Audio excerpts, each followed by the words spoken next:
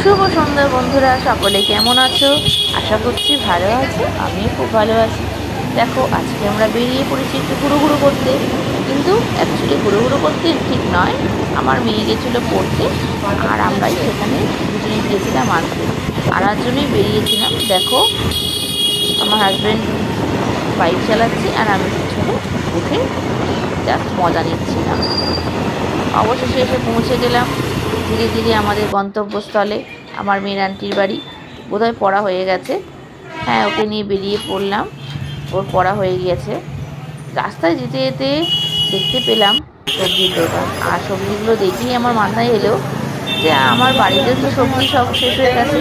চটপট করে কিছু সবজি কিনেই ফেললাম। আর দেখো, সবজিগুলো কি সুন্দর সবুজ হয়ে রয়েছে, দেখি মনে হচ্ছিল সবকটা নিয়ে চলে যায়, কিন্তু যেটুকু প্রয়োজন সেটুকুই নিলাম। আমার সবজি নেওয়া হয়ে গেল। চলো এবার বাড়ির দিকে আবার রওনা দিয়ে দিলাম। এটা হচ্ছে আমাদের ফ্ল্যাটের নিচেটা। এখানেই সমস্ত গাড়ি, বাইক, স্কুটি, গাড়িগুলো রাখা হয়। মিষ্টিকে দেখে মনে হচ্ছে সে আজকে খুব ক্লান্ত, কারণ সারাদিন স্কুল করেই তো সে পড়তে যায়। সেই জন্য বহু কষ্টে দরজাটা খুলছিল, কারণ সবজিগুলো তো আমার হাতে ছিল। সেই জন্য ও এসে প্রচণ্ড পরিমাণে খিদে পেয়ে গিয়েছিল। ব্যাস, চটপট খেতে বসে পড়লো। ও খেয়ে নিক। আজকের ব্লগটা এই পর্যন্তই রইল।